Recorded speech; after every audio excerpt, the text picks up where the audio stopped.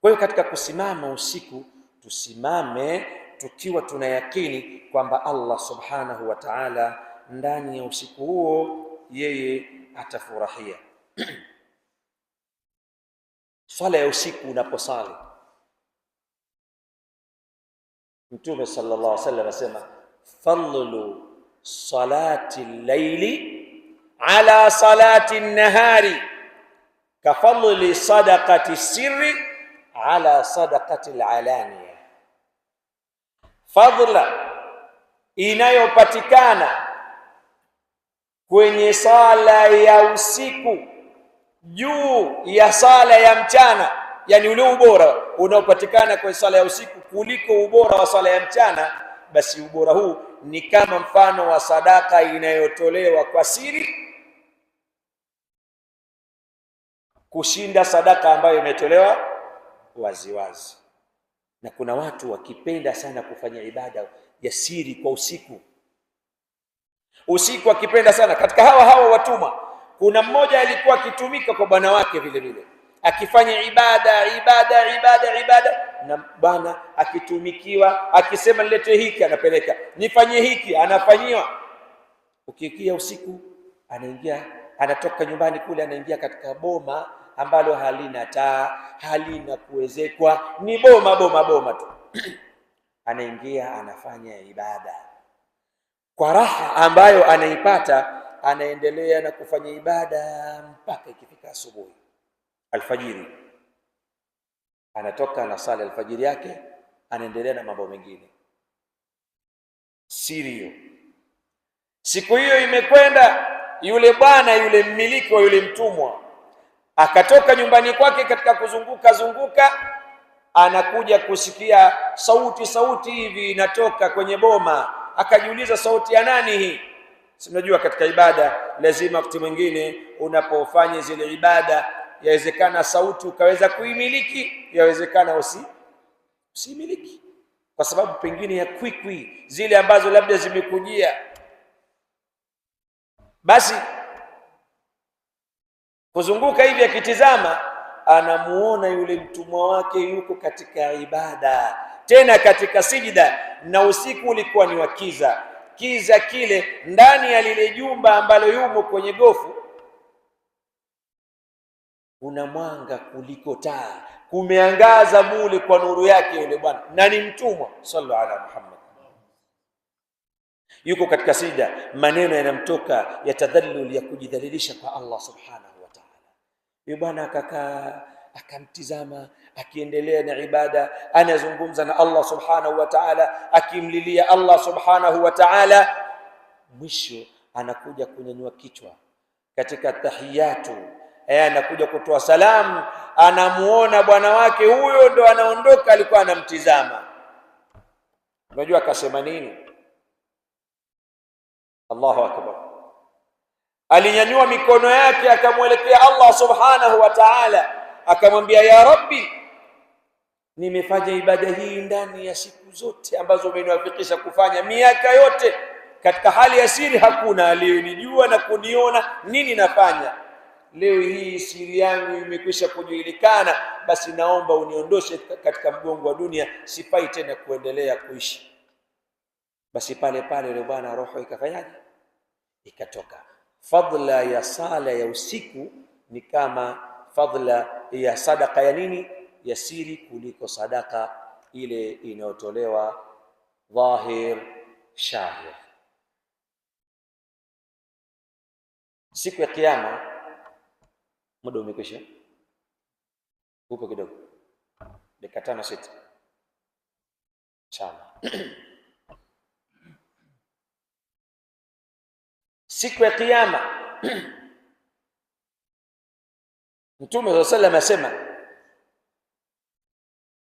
siku ile ya kiyama ikifika, yunadi almunadi, atanadi yule mwenye kunadia,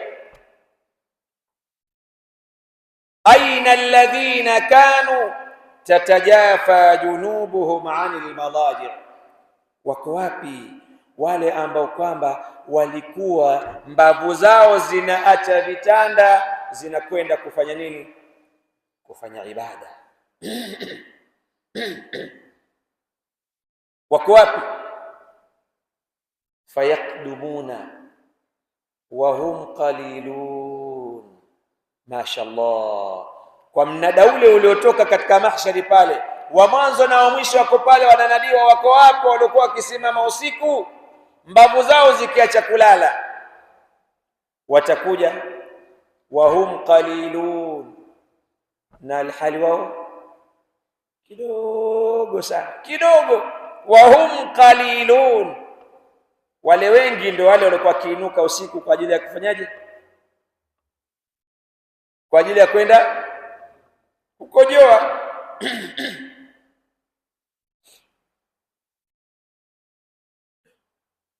Hawa wakija, fayu'maruna bidukhuli aljannati bighairi hisab, Allahumma ja'alna minhum, wataamrishwa waingie peponi bila hata kuhesabiwa. Hapo na watu sasa wataamrishwa wapeleke kwenye hesabu. Wao wataingia peponi, kisha wengine wao ndio wataanza kuhesabiwa, kwa sababu wao walikuwa hawana tabia ya kule kuamka usiku. Mtume sallallahu alaihi wasallam asema, alaikum biqiyami llail, jilazimisheni kusimama usiku. Fa innahu da'abu salihin, kwa sababu kule kusimama usiku ndo desturi na ndiyo kawaida na ndiyo tabia ya watu wema waliopita. Na sisi Mwenyezi Mungu atujalie tuwe katika watu wema hao. Siku zote wingi una kheri. Yadullahi ma'al jamaa, mkono wa Mwenyezi Mungu, baraka ya Mwenyezi Mungu inakuwa pamoja na wengi. Hapa kwenye wengi, mashaallah, unapata nguvu, usingizi unakupotea. Ukiwa peke yako, shaitani aweza akakuchezea usipate hata rakaa mbili. Hiyo rakaa mbili hizo usifike mwisho ukawa unasinzia. Atahiyatu mubarakatu salawatu tayyibatu, ukawa unauliza yule fulani kavaa viatu ndani ya sala yako. Kwa sababu ya nini? Usingizi. Usingizi unaweza ukakusababisha ukasema maneno, na ndio maana akaambiwa, ya ayyuhalladhina amanu la taqrabu salata wa antum, msisogelee sala na ilhali nyinyi mmelewa, hatta ta'lamu ma taqulun, mpaka mnajue yale mnayoyasema. Yepi? Ukijua mnayasema basi Allah. Na hata katika sala ya usiku ukijiona una usingizi, shekhi, usijilazimishe, sinzia kidogo, muondoshe shaitani. Usingizi ukikuzidi basi usiuachie, ukikuzidi upe nafasi. Watu walikuwa hawalali waliopita, wengine katika hao watu wema tulioambiwa na Mtume sallallahu alaihi wasallam katika dabu yao, basi walikuwa hawalali illa bilghalaba, isipokuwa kwa ule usingizi wa kushindwa. Tena mtu kakaa ghafla, pop, umemjia hapo, tena ataweza kusinzia na kulala, sio kutafuta ule usingizi. Na kusimama usiku ndio kujisogeza kwa Allah subhanahu wa ta'ala.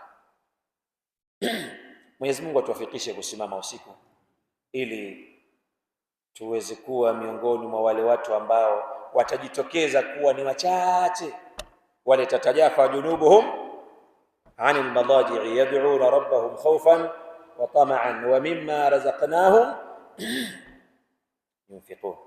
Mafunzo tunayoyapata katika hii i'tikafu, basi tufanyeni jitihada tuyachukue mpaka katika siku nyingine.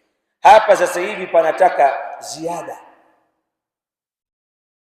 Leo tuna mwezi haupungui 24, kwa wengine 25, haipungui. Tujiulize, zilizobakia na zilizokwenda zipi nyingi? Ikiwa zilizokwenda ni nyingi, hatukuweza, subhanallah, tutawezaje kwenye chache? Taban, tusikate tamaa, tusikate tamaa. Hizi chache yawezekana zikashinda nyingi, tusikate tamaa. Hapa palipobakia ndipo petu, tujitahidi napo. Innamal umuru bi khawatimiha, mambo yote yanatizama wapi? Hapa mwisho tukaze kamba, hapa mwisho tufanye jitihada ya kuingia katika ibada. Mapaji yetu ya uso yawe yameingia katika kila sehemu kwa ajili ya sijda. Itakuwa ni ajabu na itakuwa ni aibu ndani ya mwezi huu, ndani ya 10 hili umetoka nyumbani kuja katika nini? I'tikaf. Halafu ikawa kuna sehemu zimebakia humu hujaweka bapa lako la uso. Ya subhanallah, subhanallah. Mwenyezi Mungu atupe taufiki hiyo. Swali sunna hapa, ukitoka hapa sogea pengine, si lazima leo umalize. Unaweza ukajiwekea katika hali kama hiyo, sehemu yoyote utakayo sujudu ukawekea bapa lako la uso, basi siku ya kufa lazima sehemu hiyo itakulilia, lazima italia kukulilia wewe na kuona imepoteza mtu, kwa sababu tu umeweka bapa la uso kwa ajili ya kumsujudia nani? Allah subhanahu wa ta'ala. Mwenyezi Mungu atupe taufiki ya kusimama katika usiku, atupe taufiki ya kusoma Qur'ani, atupe taufiki ya kutoa sadaqati, atupe taufiki ya kufanya yote yaliyokuwa ni mazuri zaidi, ili ndani ya mwezi huu hili 10 lilobakia insha Allah tuweze kuidiriki Lailatul Qadr insha Allah. Mwenyezi Mungu atujalie tuwe ni wenye kuwafikiwa kuipata Lailatul Qadr.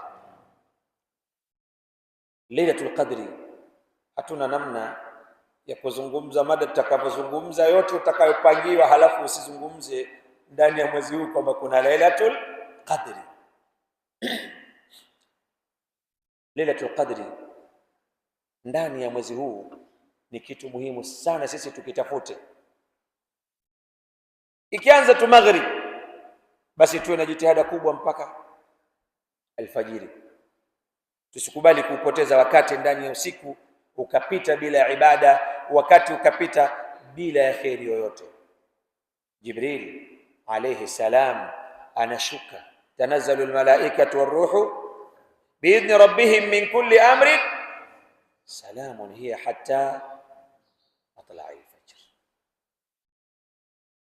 Anashuka Jibril na malaika wengi, idadi ya malaika wale hakuna ajiwaye isipokuwa nani? Allah subhanahu wa ta'ala. Malaika wale wanakuja mpaka kwenye al-Kaaba. Jibril anaiweka bendera katika al-Kaaba, kisha anaambia haya, tawanyikeni, nendeni, salamun hiya hata, wanatoa salamu na kisalimia huyu na yule, hawa na wale. Jibril alayhi salam hamuachi yoyote katika Waislamu waumini ambao watakuwa wamesimama na kufanya ibada ndani ya usiku kama ule, ila kila mmoja atakuwa amempa mkono. Hasara iliyoje kuja Jibril alayhi salam anatoa mikono, wewe umelala qiyamul layl. Mwenyezi Mungu atupe taufiki hiyo. Salamun hiya hatta matla'il. Kuna ishara, kuna dalili za kujua kwamba umepewa mkono na Jibril alayhi salam. Maulama, si kauli yangu, ni maulama, kujua kwamba umepewa mkono wewe na Jibril alayhi salam ndani ya siku hizi za Lailatul Qadri. Kuna ishara, yawezekana ukakutwa na iqshirar, kuhisi kusisimkwa mwili, kuhisi ukawa wewe huwezi kujizuia, machozi yanakutoka, huwezi kujizuia, ukawa uko katika hali ambayo si ya kawaida. Fahamu kwamba huyu Jibril amekufikia na amekusogelea. Mwenyezi Mungu inshallah tuwafikishe tuweze kudiriki hilo. Mpaka ikifika alfajiri,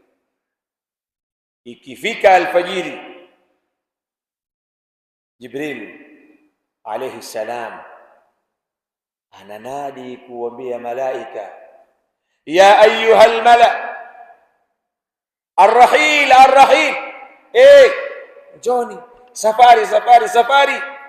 Wanakuja, wakifika pale kwa Jibril alayhi salam, sisi tunarudi tunakwenda, lakini ma faala Allahu bilmuslimina fi hadhihi al-laila, Mwenyezi Mungu amefanya nini kwa hawa Waislamu, kawafanya nini usiku huu? Jibril anawajibu malaika, anawaambia nadhara Allahu ilayhim bi'aini rahma, Mwenyezi Mungu amewatizama wao kwa jicho la rehma. Inshallah Mwenyezi Mungu atutizame na sisi kwa jicho lake la rehma. Yoyote ambaye atatizamwa na Allah kwa jicho la rehma, huyu atakuwa amefaulu fi dunia. Dakika moja, sekunde moja tu akutizame Allah kwa jicho hilo la rehma, basi wewe minal faizin. Kwa hiyo wale wanaambiwa hawa wametizamwa kwa jicho la rehma na Allah subhanahu wa ta'ala, lakini kisha wamesamehewa madhambi yao. Allahumma amin. Mwenyezi Mungu ajalie madhambi yetu yasamehewe. Kama imekwisha kupita, inshallah iwe ndio yamemalizika madhambi. Kama haijapita, basi inshallah ikija iwe ndio imalize madhambi yetu.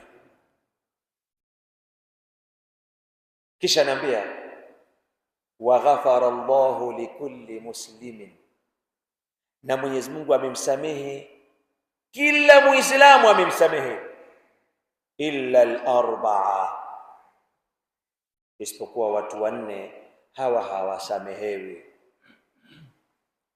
Kwanza, mudminu khamri, mtu mwenye kudumu kunywa ulevi, mtu mlevi, kunywa ulevi wa maji na kunywa ulevi wa moshi, maana vilevi viko namna nyingi Kwa hiyo mwenye kudumisha kunywa ulevi, huyu hatopata msamaha siku hiyo. Wa'aqul liwalidayhi, na yule ambaye kagombana na wazazi wawili. Pengine leo umekuja kwenye itikafu hapa, lakini kuondoka kwako hukuondoka vizuri na mama wala baba. Jua unatwanga maji kwenye nini? Kinu. Au unatwanga kinu kwenye nini? Kwenye maji. Siku hii ikifika, huwezi kusamehewa kama wewe unakunywa pombe. Siku hii huwezi kusamehewa kama wewe umegombana na wazazi wako wawili. Na siku hii huwezi kusamehewa ikiwa ni qati'ur rahim. La tatu hili, kama wewe ni mtu mwenye kukata nini? Ukoo na uzao. Leo umekuja kwenye itikafu, lakini unajua wewe umegombana na fulani ambaye ni nasabi yako, ni sanda na sanda, sanda kwa sanda, toka nitoke, alafu unamwambia wewe sanda yako na mimi yangu sikujui. Basi na Mungu shekhe hakujui, Mwenyezi Mungu hakujui ikiwa hujui nini? Ukoo. Na huwezi kusamehewa ndani ya siku kama hizi 10, ikitokea ile siku gani? Ya Lailatul Qadr, huwezi kusamehewa. Na mtu wa nne, wal mushahinu. Mushahinu ni yule mtu ambaye ana chuki na mwenzake, ni yule mtu ambaye kwamba ana ugomvi na mwenzake, lakini ugomvi ule haujamalizika na zimepita siku 3 hawazungumzi. Watu kama hawa hawawezi kusamehewa. Kwa hiyo kama unamjua mtu anakunywa pombe, mwambie aache pombe ili aingie kwenye msamaha.